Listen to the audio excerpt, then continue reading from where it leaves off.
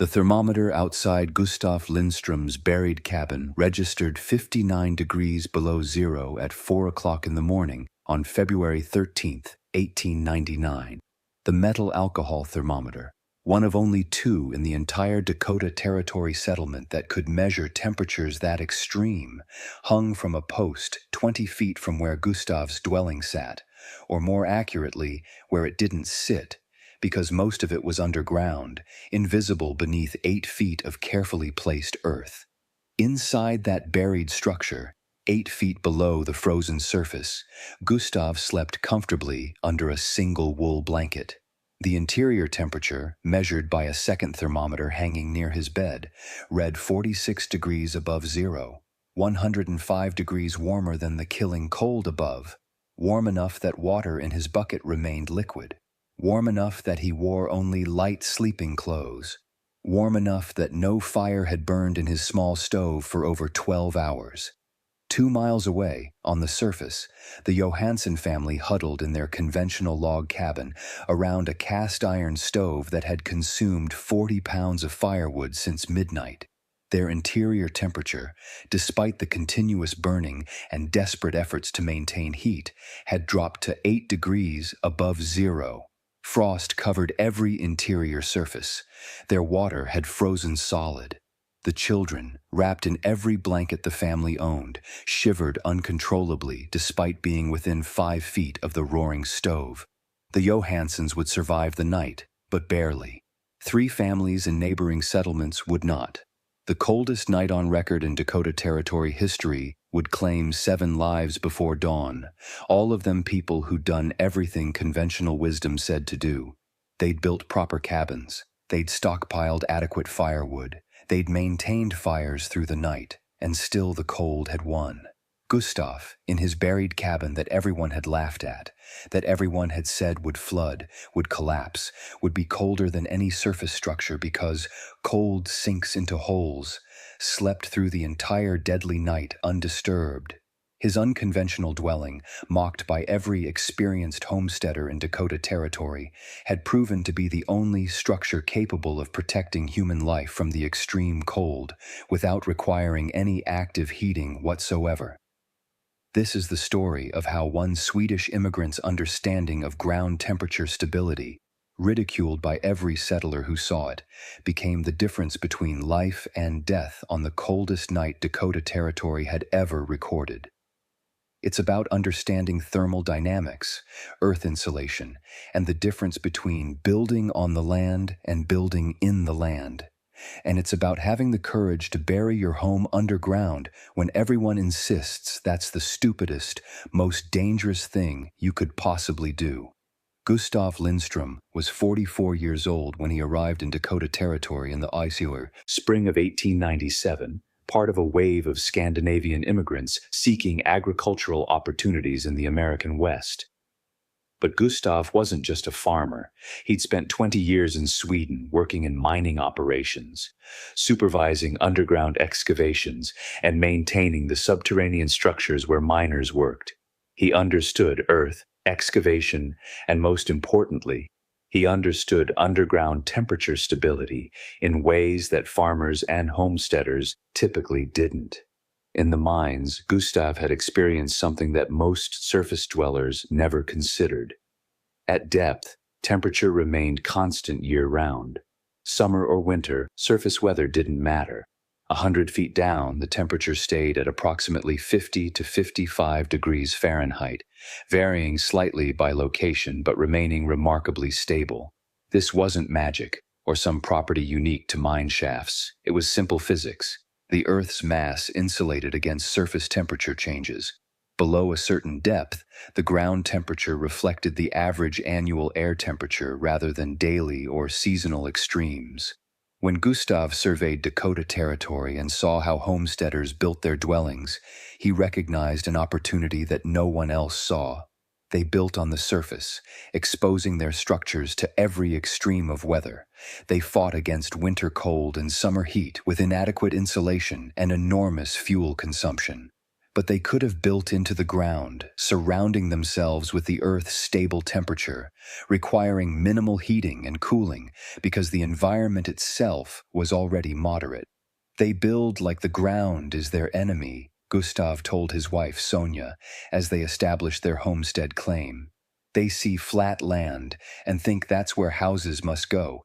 They don't understand that below the surface is the most stable environment available. Sonia, who'd spent her childhood in northern Sweden where winters made Dakota look mild, understood Gustav's thinking.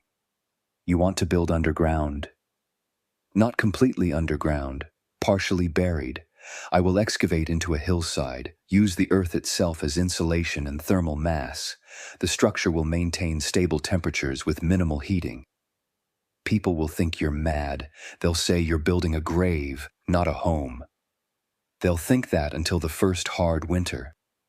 Then they'll understand. The standard homestead cabin in Dakota Territory in 1897 was a surface structure.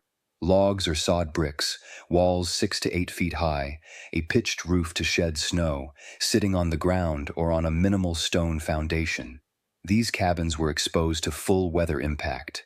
Wind, temperature extremes, precipitation, all hit the structure directly. Heating in winter and cooling in summer required constant effort and fuel. Gustav's plan was radically different. He'd found a south-facing hillside on his claim, a gentle slope that rose about 20 feet over 100 feet of horizontal distance. He would excavate into this hillside, creating a dwelling that was essentially a cave, but carefully engineered with proper drainage, ventilation, and structural support. The front wall would be above ground, facing south to capture solar gain. The other 3 walls, the floor, and the roof would be earth, creating a complete thermal envelope. When he explained his plan to the neighboring homesteaders, their reactions were immediate and universally negative. "You're going to live in a hole in the ground?" asked Lars Johansen, whose conventional cabin sat 2 miles from Gustav's claim. "That's not a home, that's a burrow. You'll flood out with the first rain. You'll be buried alive when the roof collapses, and you'll freeze because you're surrounding yourself with frozen earth." "The earth below frost depth is not frozen," Gustaf explained. "It maintains a stable temperature of approximately 45 to 50 degrees year-round. By building into the ground, I surround myself with that stable temperature. The ground is cold. Digging into it will make you colder, not warmer. This is basic common sense. Cold comes from the ground. That's why we build foundations to keep our floors off the cold earth." Another homesteader, a man named William Harper, who'd been in Dakota for 8 years, was more blunt in his criticism. "I've seen greenhorns make mistakes, but building underground is suicidal. The earth will press in on your walls and collapse them. Water will seep in and flood you out, and in winter, you'll be living in a frozen tomb colder than the surface. This is the worst idea I've ever heard." "Underground structures have been used for thousands of years," Gustaf countered. "Properly designed, they're more stable and more thermally efficient than surface structures. Maybe in some desert somewhere where it never rains, not in Dakota Territory. We get rain, snow, freeze-thaw cycles. Your hole will turn into a muddy pit in spring and an ice cave in winter. You're wasting your time on something that can't possibly work." But Gustav had no intention of building a conventional surface dwelling. He'd lived underground in the mines. He'd experienced the stable temperatures, the protection from weather, the reduced heating needs. His buried cabin would be engineered properly, with adequate drainage, proper structural support, and thoughtful design. It would work because he understood the principles, even if his neighbors didn't. Construction began in late May. While other homesteaders were building surface cabins in a few weeks and moving on to farming, Gustav spent months on his excavation. He marked out a space 20 feet wide, 16 feet deep, and 8 feet high. The excavation would extend approximately 12 feet into the hillside, with the front 8 feet opening to the surface. The digging was enormous labor. Gustav removed approximately 2,500 cubic feet of earth, roughly 90 cubic yards. He worked alone using a shovel, pickaxe, and wheelbarrow.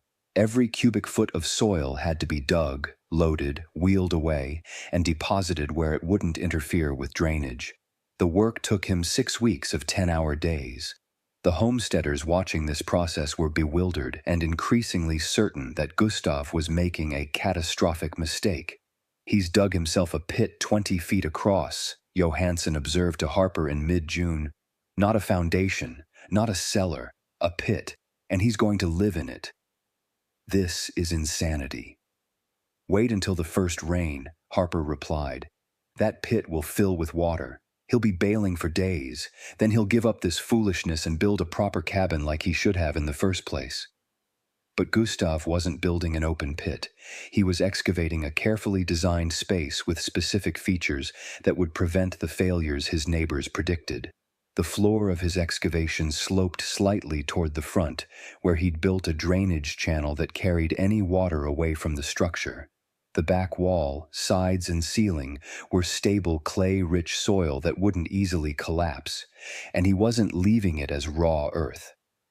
Once the excavation was complete, Gustaf began the structural work. He framed the ceiling with heavy timber beams supported by posts along the center line. The frame was overbuilt by conventional standards, designed to support not just the weight of the roof, but the weight of 8 feet of earth that would cover it.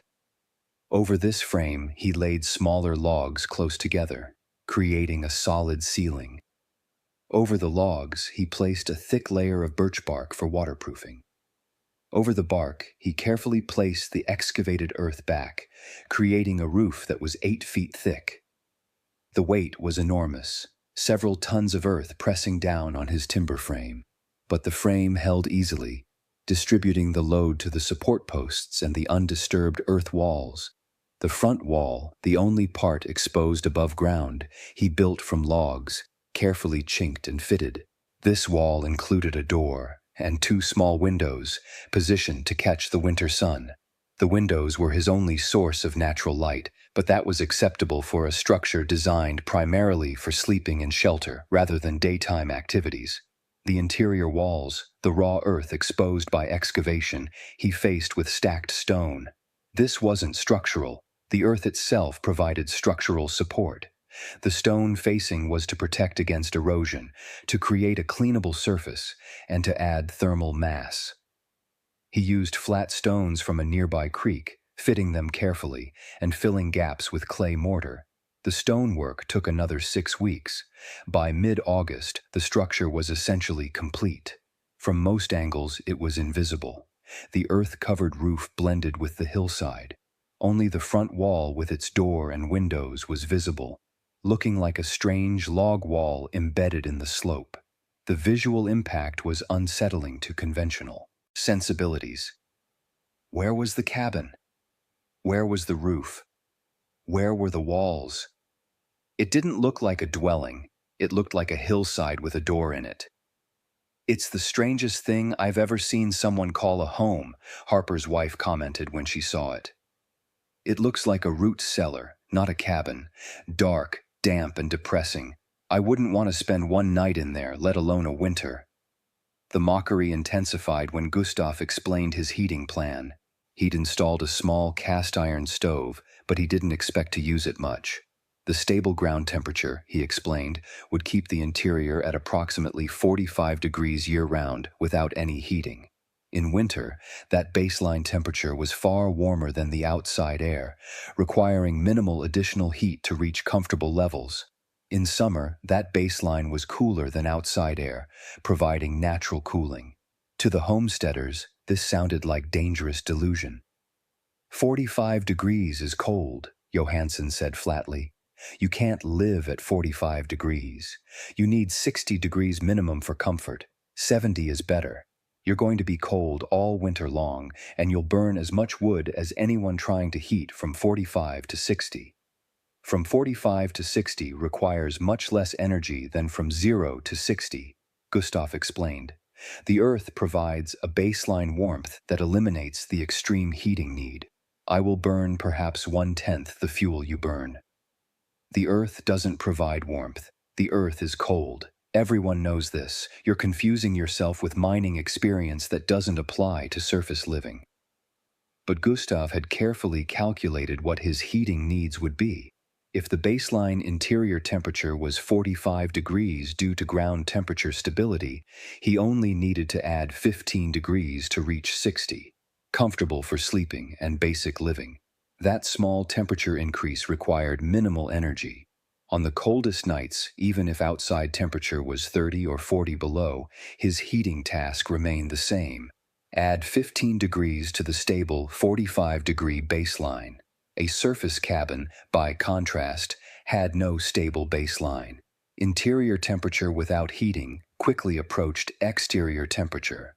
On a night that was 30 below, a surface cabin needed to heat from 30 below to 60, a 90-degree temperature increase. Gustaf needed to heat from 45 to 60, a 15-degree increase. The energy difference was staggering. The first test came in late October, when temperatures dropped to 15 degrees above zero for several nights. The homesteaders fired up their stoves and settled into their winter heating routines. Gustaf entered his buried cabin to see what the baseline temperature actually was without any heating. The interior thermometer read 47 degrees. The external temperature was 15 degrees, a 32-degree difference with no heating whatsoever. The earth surrounding the structure was maintaining its stable temperature, buffering the space from the cold outside. Gustaf lit a small fire in his stove, burned it for perhaps 30 minutes, and the interior temperature climbed to 58 degrees. He extinguished the fire. Over the next 8 hours, the temperature dropped only to 53 degrees. The thermal mass of the earth surrounding the structure absorbed the added heat and released it slowly, maintaining comfortable temperatures long after the fire died. He invited Johansen to observe. Johansen entered through the front door and descended the few steps to the interior floor level, which was about 3 feet below the external ground level. He stopped, surprised by what he felt. The air was still and noticeably warmer than outside. The space, while dim with only window light, felt protected and sheltered in a way his surface cabin never did. "It's warmer than I expected," Johansen admitted. "No fire burning, but it's warmer than my cabin is with a fire going." "The earth maintains stable temperature," Gustaf explained. "Underground, we are insulated from surface weather. The cold outside cannot reach us through 8 feet of earth." Johansen looked at the stone-faced walls, at the earthen ceiling supported by heavy timbers, at the small stove that Gustaf clearly wasn't using continuously. "How much fuel do you use per day?" "I burn perhaps 1 small fire per day in winter, sometimes 2 on very cold days. Each fire burns for 20 or 30 minutes. Total wood consumption may be 5 to 8 pounds per day." 5 pounds? "I burn 40 pounds per day, sometimes more, and my cabin is barely warm enough." "Your cabin fights against the outside temperature directly. Mine uses the earth as a buffer. Very different thermal situation." Johansen left the buried cabin thoughtful and unsettled. Everything he thought he knew about cold and heating was being challenged. Gustaf's underground structure, which should have been colder according to common wisdom, was actually warmer with no heating than Johansen's surface cabin with active heating. The implications were significant and somewhat embarrassing. The word spread through the settlement. The Swedish fellow who'd buried himself had somehow created a space that stayed warm without fire. The mockery began to shift toward reluctant interest.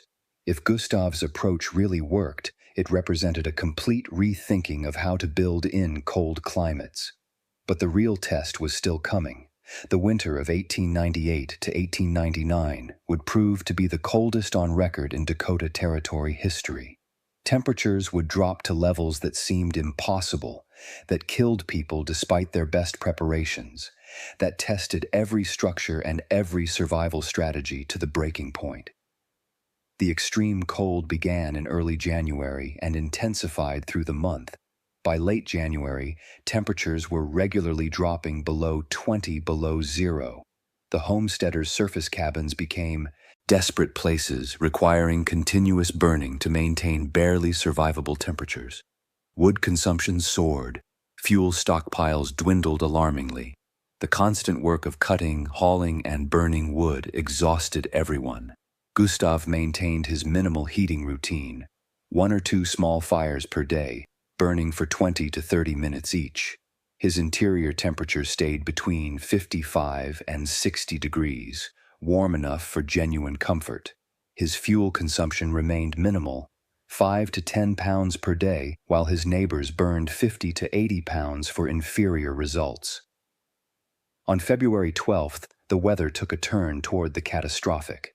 A massive Arctic air mass, driven by unusual jet stream patterns, pushed into Dakota Territory. The temperature began dropping in the afternoon, falling steadily through the evening. By midnight, it had reached 40 below zero. By 2 in the morning, 48 below. The temperature kept falling. The homesteaders fought desperately for survival. They burned wood at rates that couldn't be sustained. They stuffed every gap in their cabins with whatever material they could find. They huddled as close to their stoves as possible, and still the cold penetrated. Still the interior temperatures dropped despite their efforts. In the Johansen cabin, the interior temperature dropped to 12 degrees despite a fire that had consumed 30 pounds of wood since sunset. The children were showing signs of hypothermia. Mrs. Johansen was crying with fear and cold. Johansen himself, exhausted from constant fire tending, realized they might not survive the night. His cabin, built to conventional standards that had worked adequately in previous winters, was failing catastrophically in this extreme cold. At 2:30 in the morning, Johansen made a decision. He bundled his family in every blanket they owned, loaded them on a sled, and set out across the frozen landscape toward Gustav's buried cabin. The journey, only 2 miles, was treacherous in the extreme cold and darkness. But Johansen knew that staying in his cabin meant probable death. Gustav's underground structure was their only hope. They reached Gustav's door at 3 in the morning. Johansen pounded on the door, his hands already showing frostbite. Gustaf opened immediately, helped the family inside, and closed the door behind them. The transition from the deadly cold outside to the protected environment inside was so dramatic it felt miraculous. The buried cabin was warm. Not just warmer than outside, but genuinely warm. Comfortable enough that the Johansen children, wrapped in their blankets, stopped shivering within minutes.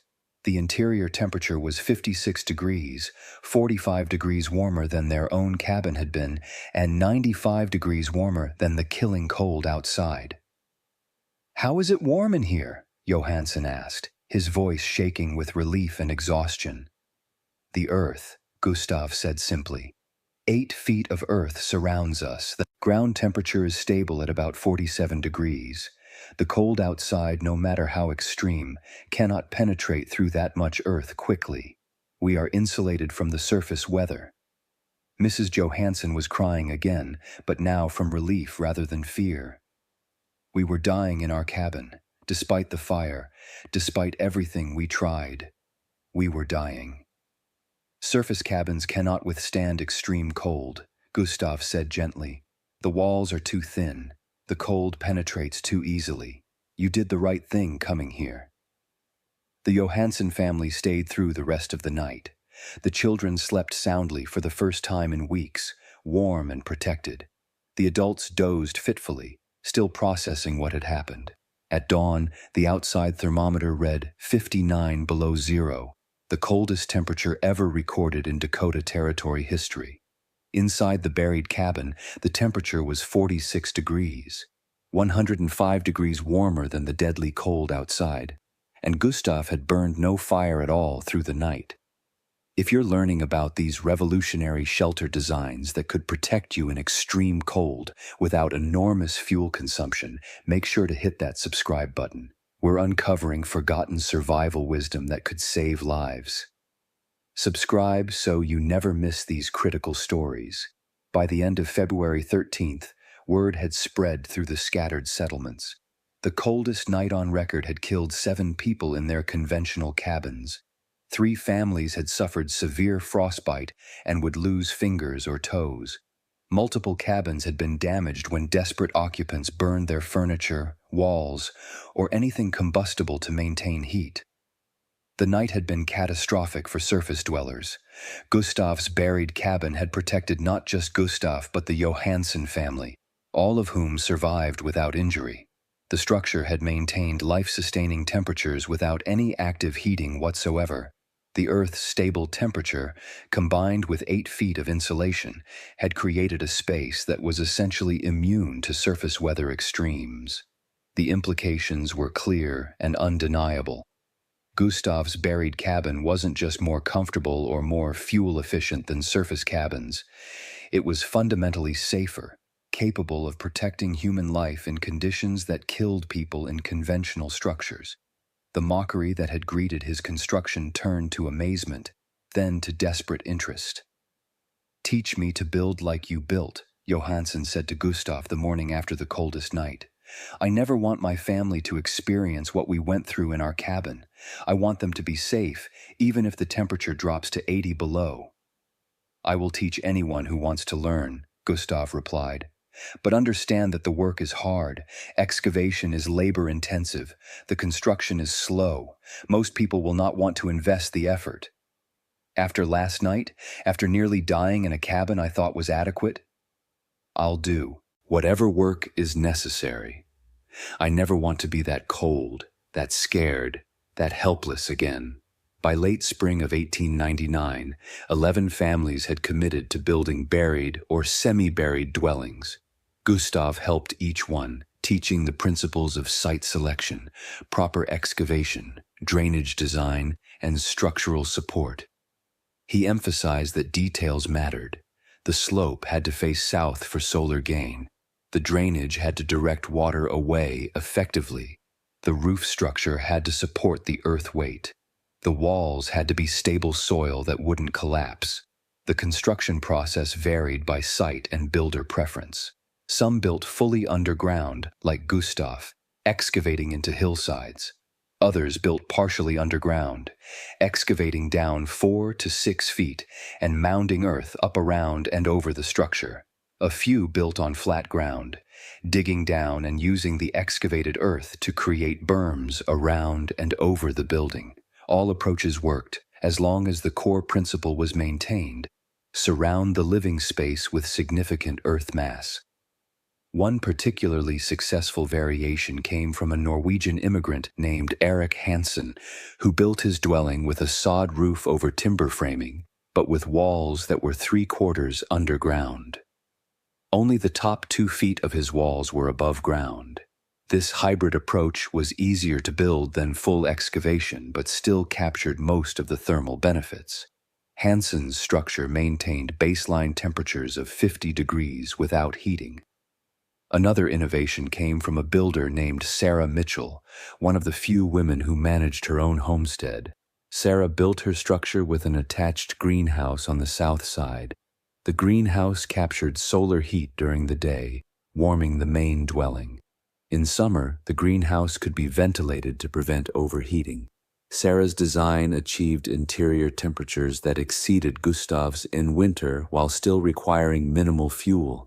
These variations proved that underground building was a principle, not just a single design. The core concept, using earth mass to buffer temperature extremes and reduce heating needs, could be implemented in many ways.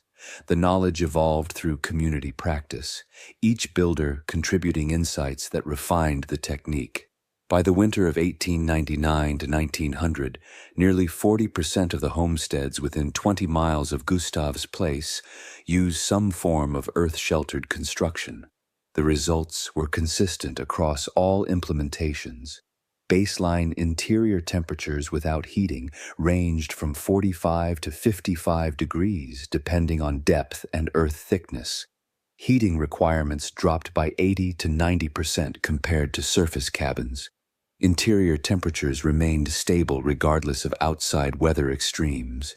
The technique spread beyond Dakota Territory. Letters sent to families in other regions described the buried cabins that had survived the coldest night on record. Articles in agricultural newspapers mentioned the underground dwellings that required almost no fuel to maintain comfortable temperatures.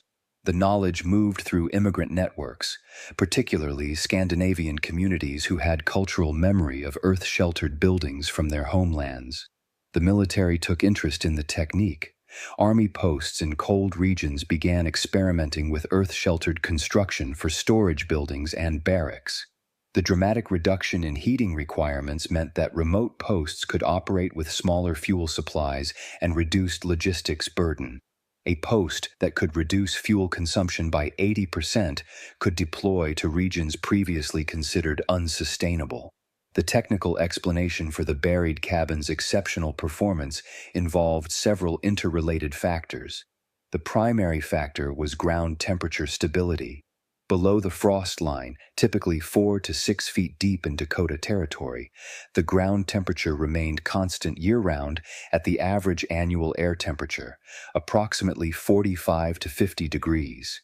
This temperature was maintained by geothermal heat from the Earth's core and by the insulating properties of the soil above. By building at or below this stable temperature zone, Gustav's cabin achieved baseline warmth without any heating. The 8 feet of earth above and around the structure provided such massive thermal mass and insulation that surface temperature changes, even extreme ones, took days or weeks to penetrate to the interior. Daily and even weekly weather variations simply didn't affect the interior environment. The insulation value of 8 feet of earth was extraordinary. In modern terms, that thickness provided an R value of approximately 40 to 60, depending on soil moisture and composition. A typical surface cabin wall might provide an R value of 10 to 15. The difference wasn't incremental. It was transformative. Heat loss through 8 feet of earth was so slow that it became negligible for human comfort purposes. The thermal mass component was equally important. The earth surrounding the cabin, weighing many tons, could store enormous amounts of thermal energy. Any heat added to the interior, whether from body heat, small fires, or solar gain through the windows, was absorbed by this mass and held there, released slowly over time. The cabin functioned as a thermal flywheel, with the massive earth acting as a stabilizing force that prevented rapid temperature changes. The protection from wind was total. Surface cabins, no matter how well built, experienced infiltration. Wind found gaps, created pressure differentials, forced cold air in and warm air out. Underground, there was no wind. The earth was completely still, eliminating convective heat loss entirely. This single factor probably accounted for 20 to 30% of the efficiency advantage. The structural advantages were significant too. Earth-sheltered buildings were immune to wind damage, a major problem for surface structures in Dakota Territory where winds could exceed 60 miles per hour. They were resistant to fire since most of the structure was non-combustible earth. They were quiet, the earth mass absorbing sound. They required almost no exterior maintenance as the protective earth covering weathered naturally. The 105-degree temperature difference measured on the coldest night became the defining statistic. Inside, 46 degrees. Outside, 59 below zero. That 105-degree gap, maintained without any active heating, proved that earth-sheltered construction could protect human life in conditions that killed people in conventional structures. The number quantified a safety margin that conventional building could never achieve. The survival of the Johansen family, who would have died in their surface cabin but lived in Gustav's buried cabin, made the advantage personal and undeniable. The 7 deaths that night in conventional cabins versus 0 deaths in earth-sheltered structures proved that building technique could literally be the difference between life and death. The mockery Gustaf had endured during construction was based on superficial reasoning and false assumptions. The homesteaders saw excavation and thought, hole. They thought holes would fill with water, would be cold, would collapse. They assumed ground meant cold because they'd never considered ground temperature below the surface. Every visible aspect of Gustav's project contradicted their experience-based expectations. Gustav's vindication was absolute and measured on the deadliest night possible. His structure didn't just perform better, it performed so much better that it survived conditions that killed people in conventional structures. The temperature measurements were objective. The survival outcomes were undeniable. The buried cabin worked, and worked in the most extreme test imaginable. The willingness of survivors like Johansen to admit their previous understanding was incomplete, to learn from Gustaf, and to rebuild using his principles enabled rapid knowledge transfer. When facing evidence as stark as nearly dying versus surviving comfortably, intellectual honesty came easily. The community adopted earth-sheltered construction not because it was fashionable, but because it was demonstrably life-saving. The collaborative refinement that followed Gustaf's initial demonstration showed how innovation accelerates through open knowledge sharing. Gustaf taught freely, his students experimented and improved, and the collective knowledge advanced beyond what any individual could have achieved. The earth-sheltered designs spreading through Dakota Territory by 1900 were better than Gustaf's original because they incorporated insights from dozens of builders. The longevity of earth-sheltered construction is remarkable. Properly built structures lasted for generations with minimal maintenance. The earth covering protected the structural timbers from weathering. The stable interior environment prevented rot and decay.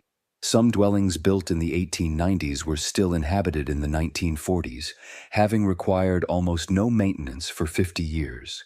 The durability matched or exceeded conventional construction while providing vastly superior thermal performance.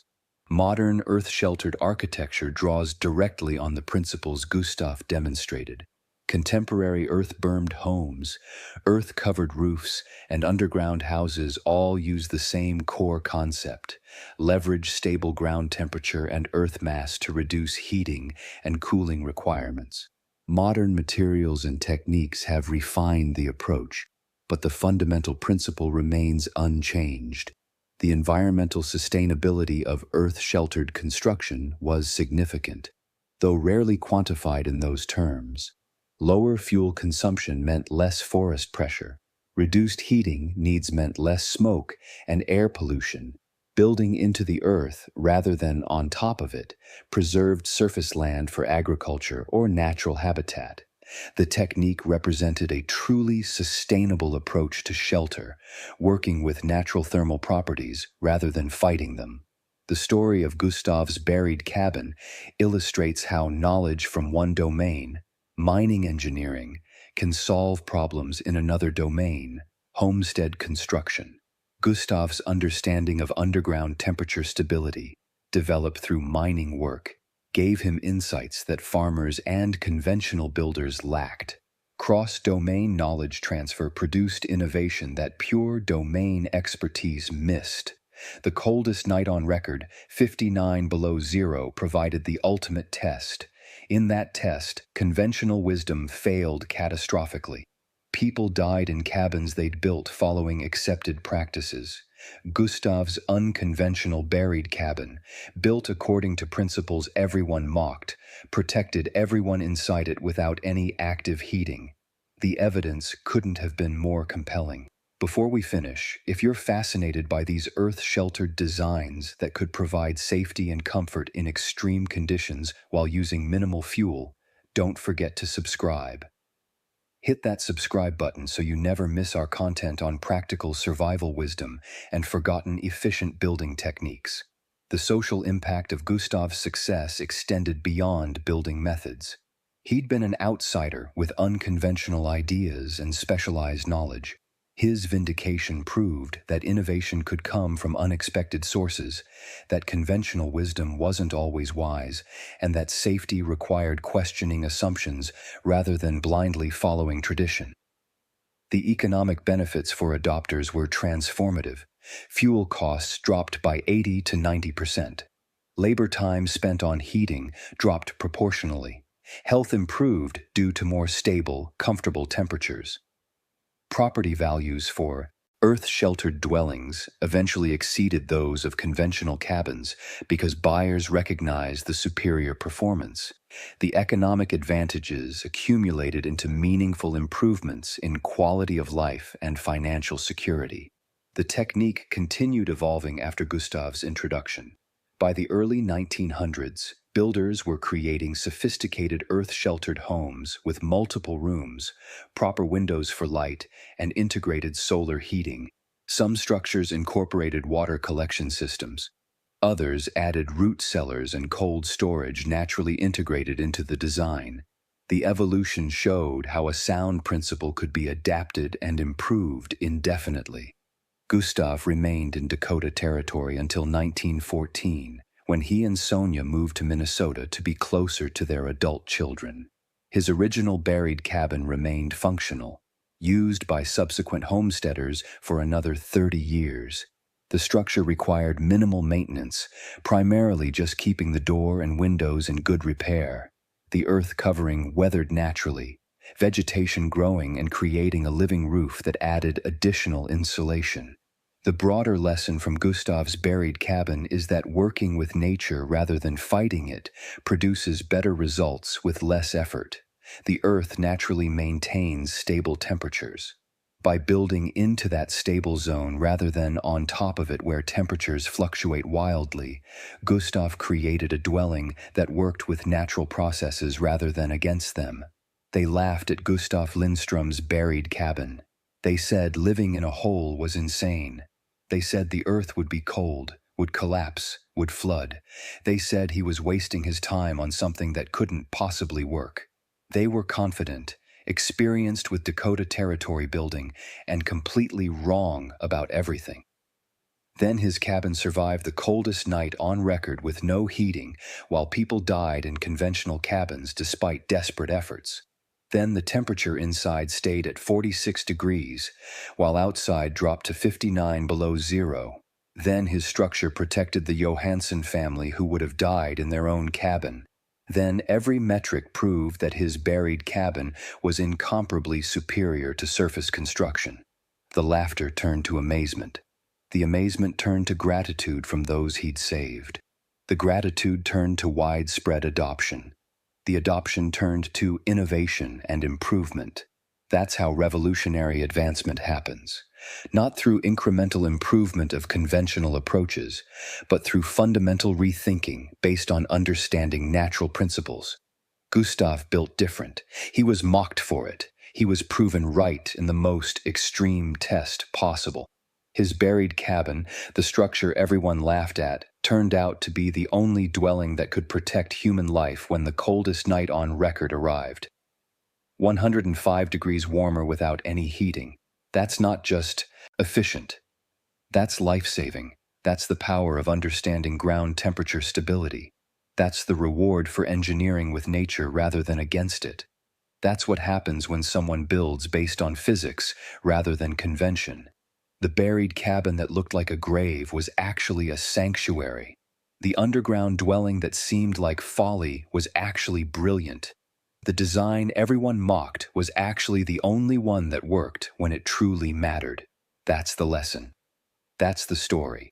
That's why we're still talking about Gustav Lindström's buried cabin more than a century later, because it proved that the greatest safety often comes from the most unexpected approaches. Because 105 degrees of protection without any heating isn't just impressive, it's a demonstration that nature provides solutions better than we typically imagine. And because sometimes the person everyone laughs at is the only person who will survive when nature reveals its extremes, the coldest night on record tested every assumption about shelter and survival. Conventional wisdom failed. Gustav's unconventional wisdom succeeded. And the difference between them was measured not just in comfort or fuel efficiency but in life and death. The buried cabin survived. The people inside survived. And in surviving they proved that sometimes you have to dig down to rise above.